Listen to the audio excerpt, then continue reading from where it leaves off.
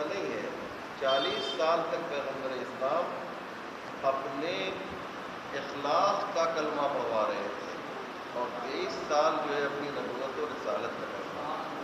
تو آپ کا حساب کتاب کریں تو 40 سال جو ہے پیغمبر کو اخلاص کا کلمہ پڑھانے میں لگا اور 23 سال میں انہوں نے نبوت کا کلمہ بھی پڑھوایا اور توحید کا بھی اور ولایت کا بھی.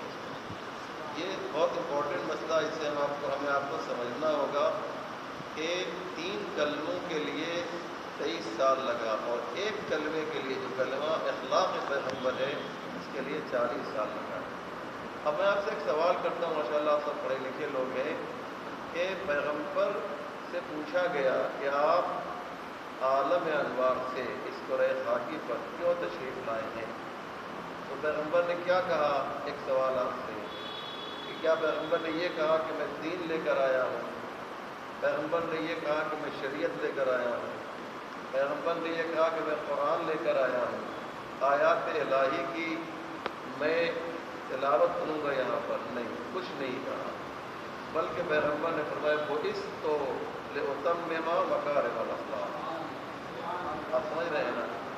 اخلاق اتنی اہم شے ہے کہ پیغمبر نے کہا میں اسی لیے آیا ہوں. وہاں سے یہاں آنے کا مقصد پیغمبر نے کہا. اس لیے 40 سال جو ہے پیغمبر نے اخلاق کے اوپر خرچ کر کے یہ بتایا کہ نماز بعد میں ہے، اخلاق پہلے ہے. اگر کوئی بد اخلاق نمازی ہے تو پروردگار کو اس کی نماز نہیں چاہیے. یہ آیت اللہ قراتی کا جملہ ہے کہ نمازی کے بد اخلاق وہ نماز پڑھنے والا جو بد اخلاق ہے پروردگار اس کی نماز کو اس کے منہ پہ مار دیا کرتا ہے. اس لیے ضروری ہے کہ ہم صاحب اخلاق بنیں. آج جو چیزیں جس کی طرف اسلام نے زیادہ توجہ دلائی ہے مسلمان اسی میں پیچھے نظر آ رہے ہیں. مثال کے طور پہ ایک حدیث آپ سب جانتے ہیں النظافۃ اور مسلمان سب سے گندی کون سی ہے بتائیے؟ انصاف سے دیکھیں ہندوستان میں کہیں بھی گیا وہ علاقہ جو مسلمانوں کا ہے وہ آپ کو گندا ملے گا، جو برہمنوں کا ہے وہ آپ کو صاف ملے گا. اسلام نے جس چیز کی طرف توجہ دی، آپ دیکھیں اسلام کا مطلب کیا ہوتا ہے؟ سلامتی. لیکن سب سے زیادہ تشدد اگر کوئی قوم کرتی ہے تو مسلمان ہے. پاکستان میں مسجدوں میں جو بم بلاسٹ کیا جا رہا ہے وہاں پہ کیا بال ٹھاکرے کے لوگ رہتے ہیں؟ وہاں پہ مودی کے لوگ رہتے ہیں، بی جے پی والے ہیں، بجرنگ دل والے ہیں. کون وہاں پر رہتا ہے؟ وہاں پہ مسلمان رہتے ہیں. مسلمان کس کو مار رہا ہے؟ غیر مسلم کو نہیں مار رہا ہے، مسلمان کو. اس چند سالوں کے اندر دیکھا جائے تو سب سے بڑی جنگ کہاں پہ ہوئی بتائیے آپ کو؟ عراق میں اور سیریا میں ہوئی. عراق میں اور شام کی جنگ جو ہے تاریخ کی ایک بڑی جنگوں میں اس کو لکھا جائے گا. اس میں کئی لاکھ لوگ جو ہے مارے گئے یا زخمی ہوئے. یہ دو طرف کون تھے؟ دونوں طرف. آپ نے دیکھا ہوگا اس جو ذبح کرتے تھے یہ خبیث ملعون داعش والے، تو وہ ذبح کرتے وقت اللہ اکبر کہتے تھے اور جو ذبح ہو رہا ہے وہ بھی اللہ اکبر کہتا تھا. یعنی قاتل اور مقتول جو ہے دونوں جو ہے اللہ تکبیر کی صدائیں بلند کرتے تھے. یہ کیا ہو رہا ہے؟ اسلام نے جتنی تاکید کی ہے کہ المسلم من سلم المسلمون بیدہ و بولیے لسانہ. مسلمان وہ ہے کہ جس کی زبان سے اور ہاتھ سے لوگ محفوظ رہیں. یہ نعرہ ہے، یہ سلوگن ہے اسلام کا. اور مسلمان اتنا ہی زیادہ جو ہے متشدد ہے، دہشت گرد بنا ہوا ہے. زیادہ ذہن میں رکھیے گا کہ اخلاق بہت بڑی چیز ہے اور عالم جتنا با اخلاق ہوگا اتنا ہی کامیاب ہوگا. یہ ذہن میں رکھیے گا. ورنہ بڑے بڑے لوگ ناکام ہو گئے بد اخلاقی کی بنیاد پر. اور ایک جملہ اور سن لیجئے، ہم سب میں کچھ نہ کچھ کمیاں ہو سکتی ہیں، کسی بھی اعتبار سے. ہمارا اخلاق جو ہے اس کمی کو جو ہے پوری کر دیا کرتا ہے. کہیں پر کچھ کمی رہ جائے گی تو یہ آپ کا جو حسن اخلاق ہے نا اس سے آپ کو جو ہے فائدہ ملے گا. اچھا میں آپ کو ایک داستان سناتا ہوں. آپ لوگوں نے آپ کے یہاں وہ کتاب ہوگی میرا خیال، رسائل پڑھائی جاتی ہے یہاں پر؟ اور کون پڑھ رہا ہے رسائل؟ کوئی پڑھتا ہے یہاں پہ؟ جی ابھی ہے نہیں، وہ موجود نہیں ہے، اچھا ایگزام دینے کے لیے۔ رسائل کا مصنف کون ہے، کوئی جانتا ہے؟ جی ماشاء اللہ ماشاء اللہ، کیا نام ہے آپ کا؟ بربان صاحب۔ شیخ مرتضیٰ انصاری نے 2 کتاب لکھی، ایک کا نام رسائل اور دوسرے کا نام مقاصد۔ یہ دونوں کتابیں ایسی ہیں کہ اگر کوئی جان و دل سے اسے پڑھ لے رسائل و مقاصد کو، تو میرا ایمان ہے، عقیدہ ہے، محکم عقیدہ ہے کہ وہ مجتہد کامل ہو جائے گا، بشرطے کہ کما حقوق جو ہے مدرسوں میں کیا ہوتا ہے کہ شرح تعامل نصاب میں داخل ہے، 4-5 دفعہ آپ نے پڑھ لیا، دوسرا سال آ گیا تو وہ کتاب گویا آپ نے مکمل کر لی، اب اس کے بعد جو ہے ہدایت النوح کا نمبر آ جائے گا۔ اور ایسا ہوتا ہے نہیں ہوتا، ہمارے یہاں تو کوئی کتاب ٹھیک سے پڑھائی نہیں جاتی، لیکن واقعاً اگر کوئی رسائل کو مثال کے طور پہ پڑھ لے صحیح طریقے سے، تو وہ مجتہد متجزی نہیں ہوگا، مجتہد کامل ہو جائے گا۔ یہ بات میں رکھیے گا، اتنی بڑی کتاب جو حوزے کے لیے ایک معیار بنی ہے، آپ کیا پڑھ رہے ہیں؟ کہ رسائل پڑھ رہے ہیں، یعنی بہت بڑے آپ طالب علم ہیں، بہت آپ نے بہت کچھ حاصل کر لیا ہے، ابھی پڑھ رہے ہیں تو آپ بہت بڑے ہیں۔ رسائل کا کہ ایک بہت بڑے استاد، شاید مولانا جانتے ہوں گے، آپ نے معلوم حاصل کی ہوگی یا نہیں معلوم مجھے، رسائل کے ایک بہت بڑے حوزہ علمیہ ان کے مسجد اعظم میں 2000 طلاب کرام تقریباً ان کے درس میں شریک ہوتے تھے۔ مسجد اعظم میں 2000 یا کتنے لوگ آ سکتے ہیں؟ 300 آدمی داخل ہوتے ہیں، تو یہ 2000 جہاں پر بیٹھے ان کو حال کتنا بڑا ہوگا، تصور کیجئے، ہے نا؟ یہاں سے لے کر جوادیہ تک کا حال سمجھ لیجیے۔ اتنے بڑے حال میں آغائے اعتمادی جو ہے رسائل کا درس دیتے ہیں۔ میں یہ واقعہ اس لیے نقل کر رہا ہوں کہ آپ اسے میری طرف سے بطور ہدیہ لیجئے اور اسے اپنے لوح دل کے اوپر نقش کر لیجئے۔ یہ جو واقعہ ہم نقل کرنے جا رہے ہیں، آغائے اعتمادی کس عظیم ہستی کا نام ہے کہ لوگوں کا کہنا یہ ہے کہ اگر شیخ مرتضیٰ انصاری بھی آ جائے تو اتنا اچھا درس نہیں دے سکتے جتنا اچھا درس آغائے اعتمادی نے رسائل کا دیا ہے۔ شرح رسائل بھی آپ نے لکھی ہے، بہترین عالم، میں بھی ان کا شاگرد ہوں، ضمیر صاحب بھی ان کے شاگرد ہیں، اب ان سے پوچھیے گا کہ ذرا سا بتائیے، اتنا بڑا عالم ہے کہ ہم اور آپ تصور نہیں کر سکتے، ایک سمندر ہے علم کا، ایک بہت عظیم انسان، بہت بڑی ہستی آغائے اعتمادی۔ سنیے واقعہ سنیے، احساس مسئولیت کیا ہے اس واقعے سے سمجھ آتا ہے، ہم کو احساس کرنا ہے ہماری ذمہ داری کیا ہے، ہماری مسئولیت کیا ہے۔ اگر ہم نے اس واقعے کو جو ہے سمجھ لیا تو انشاءاللہ بہت آگے نکل جائیں گے۔ اور سنیں واقعہ کیا ہے۔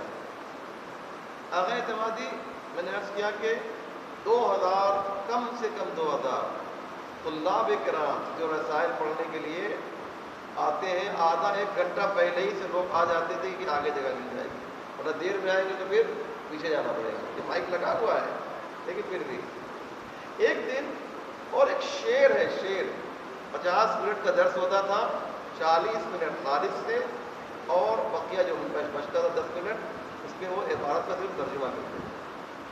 کتاب بند ہے، ہم لوگوں کی کتاب بند، 40 منٹ تک جو ہے وہ بغیر دیکھے ہوئے درس دیا کرتے تھے، اس کے بعد 10 منٹ میں عبارت مکمل کر دیا کرتے تھے، تقریباً 1 صفحہ کے قریب رسائل کو درس دیا کرتے تھے۔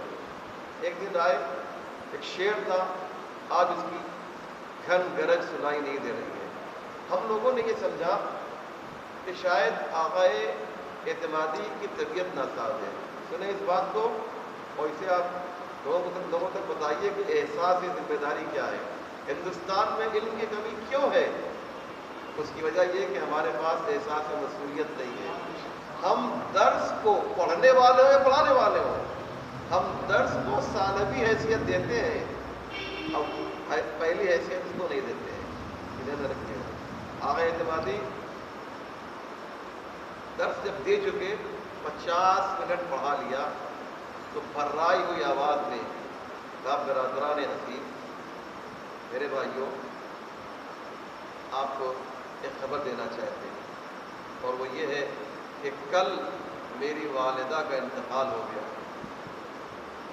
آپ غور کریں، میری والدہ کا کل انتقال ہو گیا ہے، جنازہ تیار ہے. اگر آپ کے پاس وقت نہیں ہے تو، اگر آپ کے پاس وقت ہے تو، اور اگر وقت نہیں ہے تو قطعاً آنے کی ضرورت نہیں، میں راضی نہیں ہوں. اگر خالی ہے، وقت ہے تو ہی آئیے، اگر وقت نہیں ہے تو آنے کی ضرورت نہیں ہے.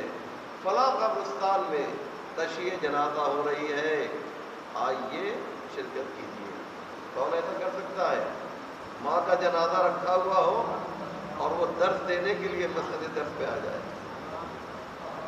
اندازہ لگا رہے ہیں؟ یہ ہے آقا اعتمادی، یہ ہے آقا اعتمادی. یہی آقا اعتمادی اتنا بڑا عالم کہ سینکڑوں ہزاروں علماء ان کے سامنے جو ہے سر جھکائے ہوئے ہیں. ہمارے دوست مولانا کلوی حسن صاحب میرے ساتھیوں میں ہیں، آپ شاید جانتے ہوں، وہ ان سے ملنے کے لیے گئے. انہیں تواضع اور انکساری کسے بولتے ہیں؟ ہمارے ہندوستان میں علماء میں تواضع جیسا ہونا چاہیے نہیں ہے. وجہ کیا ہے؟ وجہ صرف یہی ہے کہ علم جتنا ہونا چاہیے اتنا نہیں ہے، اور جتنا ظاہر ہو گیا ہے کہ یہ اتنے بڑے عالم ہیں اتنا علم ان کے پاس نہیں ہے. بات سمجھ میں کیا کہہ رہا ہوں؟ یعنی ان کو یہ ذہن میں بات بیٹھ گئی ہے کہ ہم بہت بڑے عالم ہیں. میں نے دیکھا ہے کہ جنہوں نے جو وہ عالم دین جو درس خارج دیا کرتے ہیں ہم میں، وہ روٹی کے لائن میں کھڑے ہوئے ہیں. ان کے اندر آپ سوچ سکتے ہیں، آغائے احمدی تبار، آیت اللہ احمدی تبار آج بھی اس روٹی کے صف میں کھڑے ہو کر روٹی خریدتے ہیں، جو اس وقت ان کا ایک بہت بڑا استاد ہے. تو اس لیے تبھی تو علم ہے نا، تواضع انکساری آئے گی تبھی تو علم ہے. مولانا کلوی حسن صاحب کے بارے میں جو ہے میں بتا رہا تھا، وہ ان سے ملنے کے لیے گئے. جیسے ہی پہنچے وہ استقبال میں کھڑے ہو گئے. کس کے استقبال میں؟ دوست کے نہیں، شاگرد ہیں، شاگرد. استقبال میں کھڑے ہو گئے. اس کے بعد آپ دیکھیے جب کسی کے آپ جائیے گا چپل اتاریے گا تو چپل کا رخ کیسا ہوتا ہے؟ گھر کی طرف ہوتا ہے نا. اور جب وہ جانے لگے تو مولانا کلب حسن صاحب کی انہوں نے جو نالین تھی اس کا رخ جو ہے اس طرف کر دیا اپنے ہاتھوں سے اٹھا کر. اس نے کیا؟ یہ کون ہے؟ یہ کوئی خادم ہے، کوئی سرونٹ ہے اس بات کا؟ ایک عظیم عالم دین. کہنے کا مقصد یہ ہے کہ تواضع جتنی زیادہ آئے گی، انکساری جتنی زیادہ آئے گی، غرور گھمنڈ نہیں ہونا چاہیے. ہم کو ہمارے وقار کو بحال کرنا چاہیے. ہم جو ہے شیروانی ٹوپی پہنے ہوئے، امامہ پہنے ہوئے سگریٹ پی رہے ہیں، صحیح ہے کیا؟ اس سے وقار بلند ہوگا ہمارا؟ یا جو ہے منہ کے اندر پان بھرا ہوا ہے، اسٹیج پہ بیٹھے ہوئے ہیں ہوا پہن کے، اس سے کیا ہو رہا ہے؟ اس کا نقصان ہو رہا ہے. اس سے صنف علماء کا نقصان ہو رہا ہے. ہم اپنے کو اس طریقے سے پیش کریں کہ خاموش بھی رہے تو لوگ احترام کرنے پہ مجبور ہو جائیں. یعنی اس طریقے سے چلنا پھرنا ہر چیز ہماری جو ہے، اس لیے بہت ضروری ہے میرے بھائیوں کہ چھوٹی چھوٹی باتوں کے اوپر ہماری ایک ایک بات پر نگاہ رکھی جاتی ہے. یہ جو عوام الناس ہے نا، ایک ایک چیزوں کو ہماری دیکھتے ہیں. ہم نہیں سوچتے کہ ہم سمجھتے نہیں ہیں کہ ہم کیا کر رہے ہیں، لیکن وہ سب نگاہ رکھے ہوئے ہیں. ان کا راڈار جو ہے عوام الناس کا بہت پاورفل ہوتا ہے، بہت مضبوط ہوتا ہے. ہم وقت جو ہے ہم ان کے راڈار میں ہیں، وہ ہمیں دیکھ رہے ہیں، وہ ہم کو واچ کر رہے ہیں. وہ ایک CCTV کیمرہ لگا ہوا ہے کہ جو تمام چیزوں کو ریکارڈ کر رہا ہے. کہ جب ہم یہ سوچ لیں گے کہ ہم کو جو ہے، میں آیت اللہ قراتی کا ایک جملہ پیش کر کے بس گفتگو ختم کرنا چاہتا ہوں.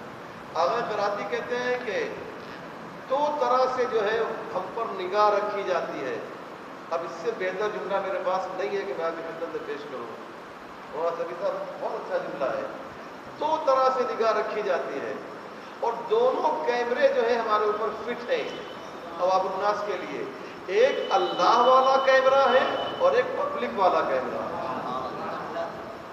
تو ہم کو دونوں کو دونوں کی رعایت کرنا ہے کہ بھیا اللہ دیکھ رہا ہے اس کے حساب سے کیا کرنا ہے اور عوام الناس کا کیمرہ ہمیں جو ہے واچ کیے ہوئے ہے نگاہ رکھے ہوئے ہمیں اس کے لیے کیا کرنا ہے.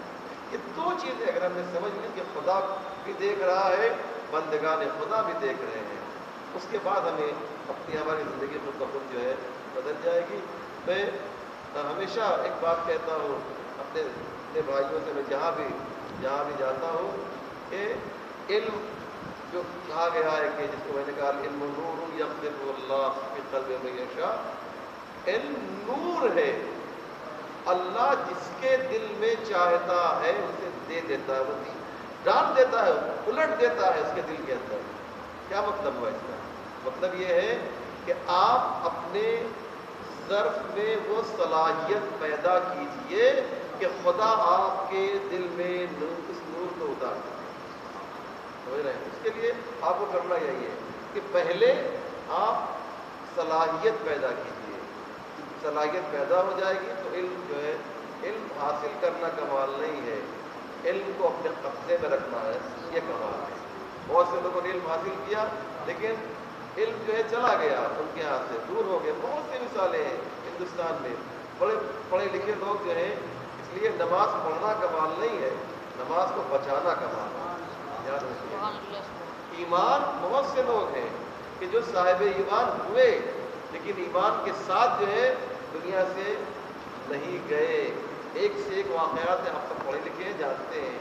اس لیے من ماتا علی حب آل محمد ماتا شہیدہ. من آشا نہیں ہے من ماتا ہے. کیوں؟ اس لیے کہ آشا ہونا آسان ہے ماتا ہونا بہت مشکل ہے. آپ سمجھ رہے ہیں؟ محبت اہل بیت پر آسان کر دوں محبت اہل بیت پر زندہ رہنا آسان ہے. اس محبت کو لے کر وہاں چلے جانا یہ بہت مشکل کام ہے. علم کو بچانا ہے آپ کو. علم کب بچے گا؟ کہ جب آپ کے پاس وہ استعداد اور وہ صلاحیت پیدا ہو جائے. السلام علیکم ورحمۃ اللہ.